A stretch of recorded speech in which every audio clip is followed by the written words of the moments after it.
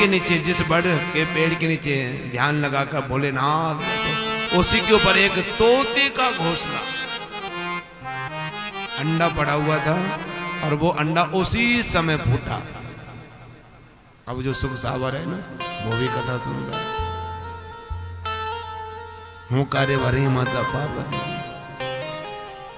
और तोते का स्वभाव तो आप जानते हो ना, एक ही बात को आप बार बार उसे सुनाओ तो वो भी उसको बोलकर आपके साथ में बोलना शुरू कर देता है। तो हुंकारे जो भर रही थी पार्वती जी, अब वो हुंकारे तोता के मुख से शुरू हो गए। राधे राधे। पार्वती जी आराम कर, जब माँ की नींद खुली ना तो कथा का भाव समझ में आया नहीं, तो इसलिए कहा प्रभु अब मेरी कथा समझ में नहीं आई। क्या हुआ? आंख खोल के बाबा ने देखा, क्या हुआ? कथा तो पूरी होने वाली है। तुम गई कहां थी? बोले महाराज गई तो कहीं नहीं थी, बैठी तो आपके सामने हो, पर नींद आ गई। अब नींद में हुंकारे कौन भर रहा है बताओ? तुरंत बाबा समझ गए कि यहां कोई छुपके से कथा को सुन रहा है, मेरी कथा को चुरा लिया किसी ने। देखो अपने ठाकुर जी की दिव्य अमृतमय कथाओं पर इतना अपने आप का खजाना बांधे हुए बैठे थे देवादिदेव महादेव कि मेरे खजाने को किसी ने चुरा। और वो चोर है कौन? मैं उसे छोड़ूंगा नहीं। और जैसे बाबा क्रोध में खड़े हुए ना, उसी समय तोता का बच्चा उड़ के और उनके सामने निकला। तुरंत बाबा ने जान लिया वैसे यही चोर है, यही चोर है। अब छोड़ूंगा नहीं तुझे, छोड़ूंगा नहीं। पीछे पीछे देवादिदेव महादेव। और वो तोता जो है वेद व्यास जी के आश्रम में जो उनकी पत्नी जो श्रृंगार कर रही थी, उनकी पत्नी को उबासी आई। उबासी में जैसे मुंह खुल जाता है ना, तो तोता तो डरा हुआ था और तुरंत मुंह के रास्ते से पेट में चला। अब आप पीछे से त्रिशूल लेकर आ गए। चोर इसी आश्रम में आया है और वहां बैठे हमारे व्यास जी महाराज।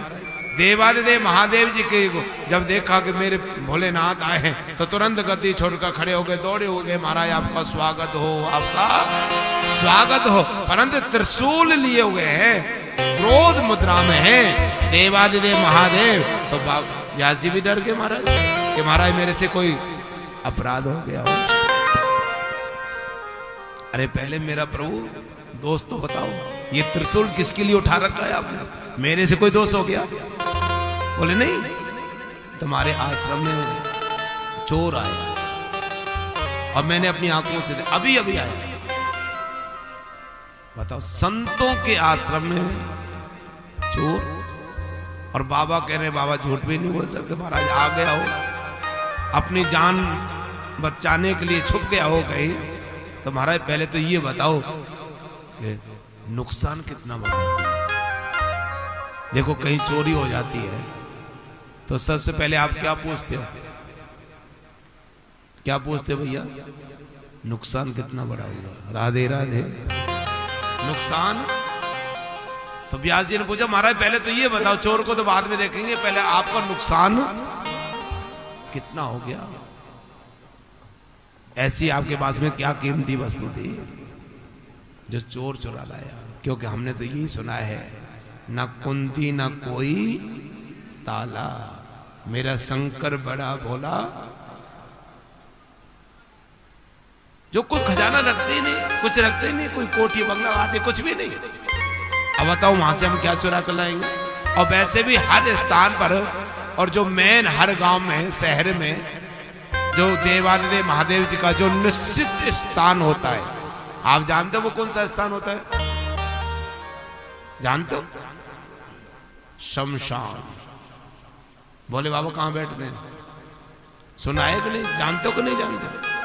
वो स्थान किन का है? देवादिदेव महादेव।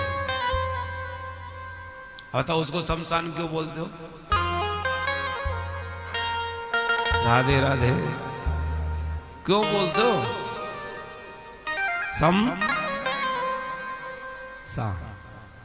जहां पर सबकी सम है शाम, चाहे कोई गरीब है और चाहे कोई, वहां पर सब समान हो जाता है। होता है कि नहीं होता? दोनों तरफ देख लीजिए, एक गरीब को देख लीजिए, वो एक अमीर को देख लीजिए, जलकर जो राख की ढेरी बनेगी। राधे राधे। धीरे से और धीरे से, यहां सम है सबकी शान, जहां विराजते हैं बोले बाबा। और मां से बताओ हम क्या चुरा कर ला सकते हैं? अब बाबा कह रहे मां से चुरा कर लाया है, तो प्रभु ये तो बताओ ऐसी कीमती वस्तु है क्या जो कोई चोर चुरा कर ले आया? बाबा कह रहे अमर कथा। अमर कथा, हाँ अमर कथा सुन ली। अब व्यास जी को पता चला। क्या कह रहे हो प्रभु? अमर कथा सुन ली। बोले हाँ। तो अब प्रभु आप क्या करोगे? बोले मारूंगा। मारूंगा? बोले प्रभु ये तो कोई बात हुई नहीं। बोले कैसे? आप कह रहे हो कि अमर कथा सुन ली, अब जिसने अमर कथा सुन ली वो तो अमर हो गया। आप कह रहे हो अब उसे मारूंगा, तो महाराज अब कैसे मरेगा? वो तो अमर हो गया। तब हमारे प्रभु को याद आया कि वो तो अमर हो गया। अब पीछे त्रिशूल लेकर भागे जा रहे थे। बताओ, ऐसे हैं भोले भंडारी कि जिसने अमर कथा सुन ली वो तो अमर हो गया, परंतु बाबा को पता ही नहीं और त्रिशूल लेकर घूम रहे, मारूंगा उसे, मारूंगा ऐसे। व्यास जी ने याद दिलाया महाराज वो तो अमर हो गया। तब महाराज प्रसन्न हो गए, देवादिदेव प्रभु। बोले अमर हो गया? बोले हाँ महाराज। बोले ठीक है, अमर हो गया सो हो गया। बोले शंकर भगवान की जय।